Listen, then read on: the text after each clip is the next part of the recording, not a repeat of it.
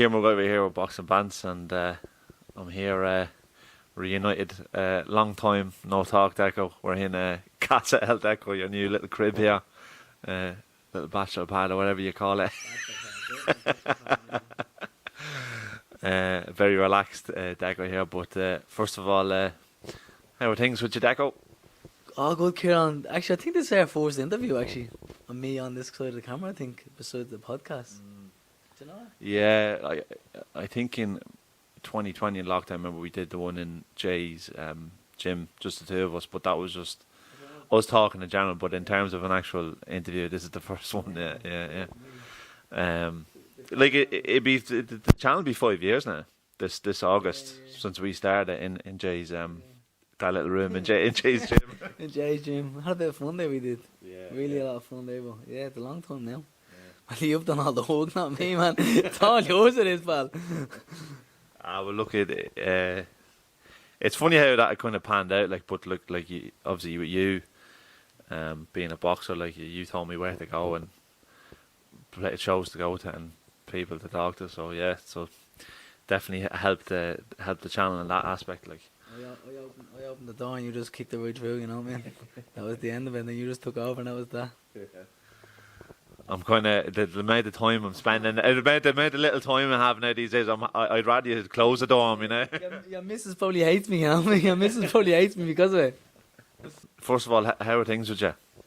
Yeah, good. Just it's good to be back in the bubble, and just training away and being in that train, sleep, repeat, and then also eat and just living that little fucking bubble. I went out last night on the water just to a concert there for 2 hours and just went home early and up to bed, back to bed, and then up this morning for training. I have another session to go, so that's just the way it's nice. Like, as much as I missed it, when you're in it, sometimes you're like, fuck, I just want to do anything else, but you kind of miss it. It's been a while since I've been in this. Like, I've had a few fights, but they weren't in these kind of camps I was in, you know, man.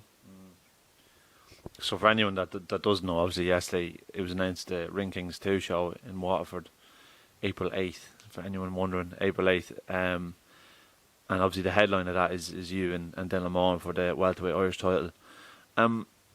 You recently signed with Ian, just I think it was the end of last year, Ian Cochran, and Ian's got you out getting fights. And am I right in saying you were kind of building towards an Irish title? Yeah, well, the goal was to get an Irish title with him, and then we just take it from there. But like, it was to really see what was left of me, you know what I mean? And then I had 3 fights out there, but I had 3 fights, and to be honest with you, 3 fights, I didn't really do a whole lot. I train every day, but there's also difference between like a normal train. Like, sometimes I train twice a day, and it's fuck all to what I used to do, you know what I mean? But now it's back in camp of 2 or 10 sessions. It's 5 to 6 days a week, you know what I mean? So it's good to get that back, but it was good. Yeah, Ian got me 3 quick fights.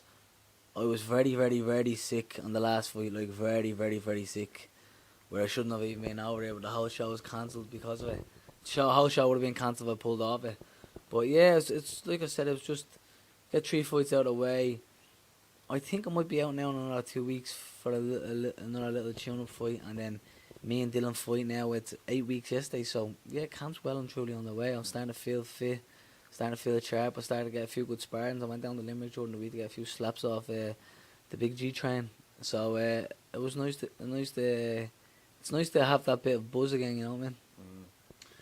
It's kind of interesting how this all came about, because if you actually think about it, it's just mad that you used to have fighting for the Irish title when you really think about it, because you're someone obviously who's coming up from super featherweight, but you haven't really fought a super featherweight since you fought Archie Sharp, which is that'll be 4 years ago now this September.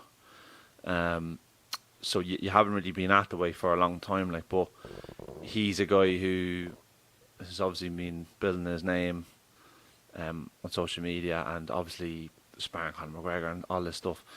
But you wouldn't have thought the two of you would end up fighting for an Irish title, because it was only a few weeks ago him and Paddy Donovan were forward and back. Yeah. So how did it come about that you were going to fight him for a welterweight Irish title, like? Well, really, I am a super featherweight, so I really, like, people are saying, like, some people are saying it's a really hard fight, and people are saying it's an easy fight, and, like, I've seen people getting on the Dylan saying, Declan's going to do this shit, but people are saying to me, I personally believe it's a very, very difficult fight for me. I believe it's a really David versus the Goliath fight because of. I don't think people realise, like, as you said, I haven't. My last competitive fight was 4 years ago, a really competitive fight. And I'm super featherweight. I'm bouncing up 4 weight classes to fight him here. He's a big, strong southpaw. His hometown. Like, all the advantages is with him. The reason why I'm fighting is because I don't really give a fuck, man. I was meant to fight Rohan Day. That's what originally happened. Me and Rohan Day were going to possibly fight for the Irish or minimum BUI was meant to be. And Rohan pulled out because he's fighting for the UBO World title, the one I won 2 years ago. 3 years ago. 2 years ago. I won it 2 years ago. 2 years ago. Maybe. No, a year and a bit, 4 months. Yeah. So, Rowan Day's fighting for that, and then they offered me Dylan Moran. I just said, yeah. Like, I'm easy going. Like, even when I met his promoter, I said, how did it come about? And they basically picked me. You know what I mean? Like him and Paddy, like, well, Paddy's the welterweight. I believe Paddy's the best. Paddy beats Dylan. I think if they ever did fight, Paddy would beat Dylan. I think they were back and forth. I do respect both of them. I think both of them are very skillful. I think people neglect and don't talk about Dylan's boxing ability. He can really box. He's very fit. He's strong. He's fit. He can box. I just think Paddy's a better boxer. But I'm just like a fucking wild card in there. You know what I mean? Like a really wild card in there. And like when Noel Power asked me about, when I asked him about why was I suggested, he just said when we said it to Dylan, he said, when I said it to Dylan, I knew you'd take the fight. And when he said it to me, I said, yeah, cool. I'm pretty easy going. When I was talking to Neil, I told him, I don't really give a fuck, man. It doesn't really faze me. I know the best me beats anyone on the planet if I can be me. If I can be fit, strong. Like, what's a bit funny about it, right? Everyone always gives me the praise I deserve from my boxing ability. But they say I'm neglecting this and neglecting that. I was always down to either strength or stamina. Think about me moving up weight and being strong and not killing myself making weight and not killing my stamina. How good can I be? Has my clock run out where it's just too late that I have to do it? Or do I still have time? I'm going to show it here and fuck things up down in Waterford. Do you think because like Dylan's like it's kind of like the way the show's built, it's obviously it's a big Waterford show, so there's a lot of local lads on it. So you've Rowan Day and Dylan and all these people. So he's used as the headline act. So it kind of feels like Dylan's coming home, he's headlining, and it's like, well, we need someone here as a dance partner, kind of to it'll kind of go in Dylan's favour. Do you think maybe they've looked at you over the last 3 fights that you had before Christmas, like the one you were really sick? I remember how sick you were, and they're thinking like, because looking at you going, right, well, Declan's coming up in weight and doesn't look great, so maybe this is the perfect timing for us to get Declan. Like, yeah, well, definitely, because of, like I said, if they picked me, like I said, I really believe it's the DFE, the Goliath fight where everything's in his favour. He's bigger, he's stronger, he's fitter, he's probably sharper. You know what I mean? He can be prettier. Like, I don't really give. Like, he's a hometown boy. I really don't give a fuck. Like I said, is Declan, the best Declan Geraghty beats them all.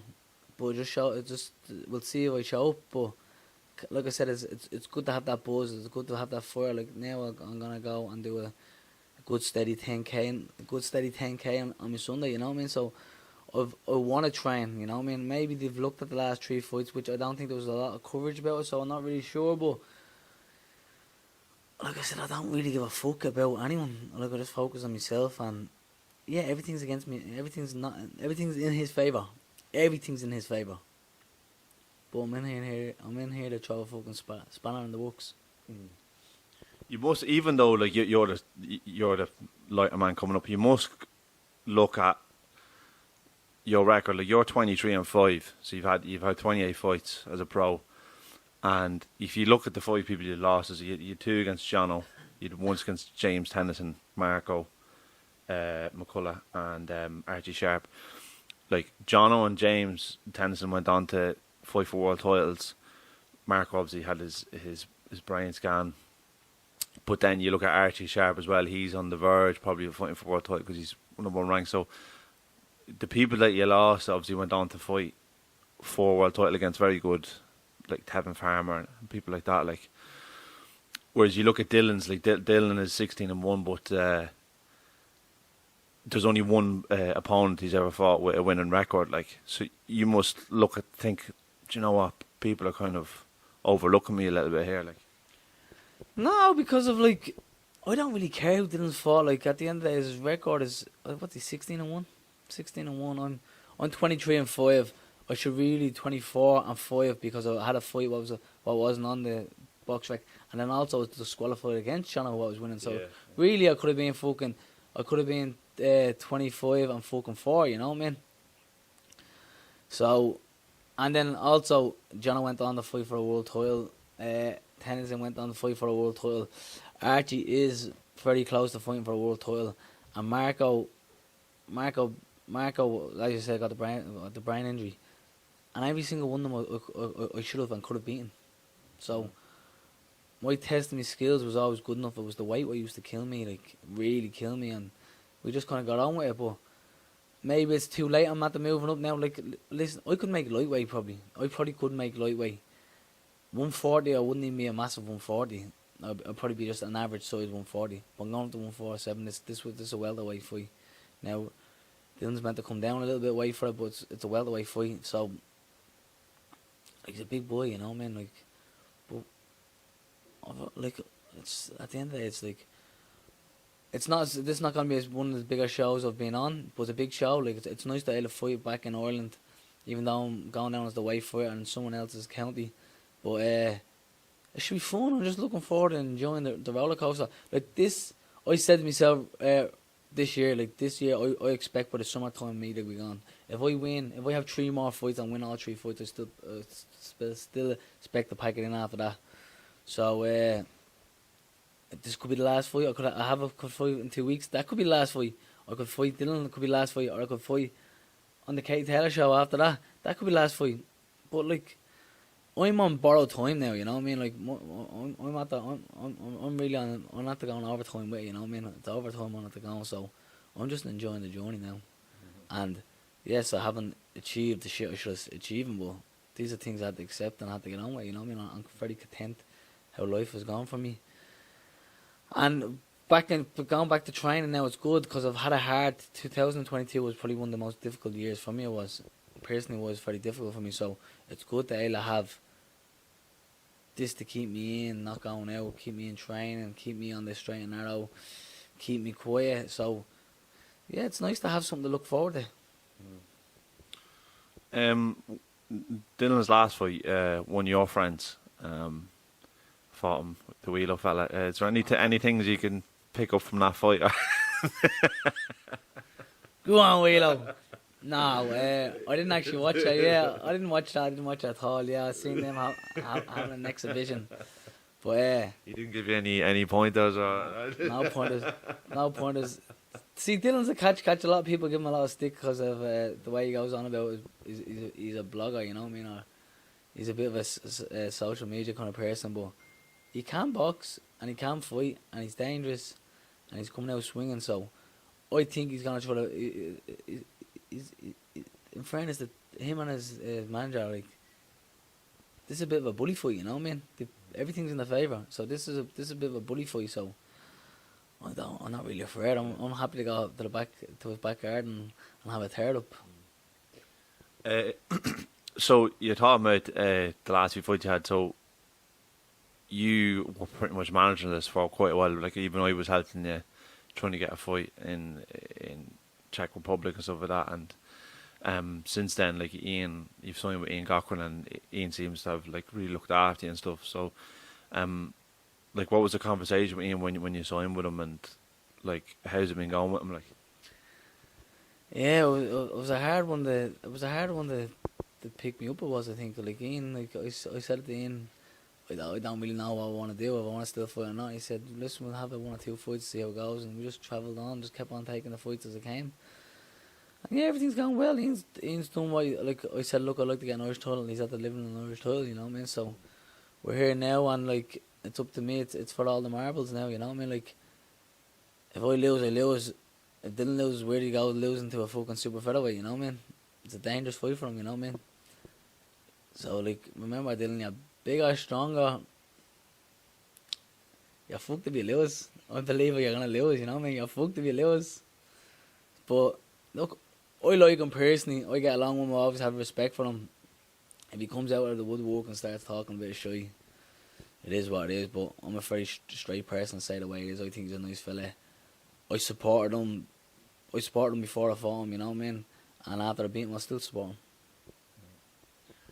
So you're just saying there about the next 3 fights. So this year is definitely your last year boxing, like. Yeah, 100%, 110%. Packing in after this year. And you're completely content with that.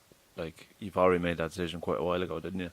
Yeah, like I said, I'm on extra time. I'm on borrowed time here, you know what I mean? I was meant to pack in a long time ago. I remember when I first went pro, I think I had my first pro fight when I was 23, and I said to myself, when I'm 30, that's me out here, you know what I mean? And then even though I had so many fights, my whole career was stop and start, you know what I mean? I saw much of a stop and start career, but I had a lot of fights. And I had a lot of fights that fell through as well, so yeah.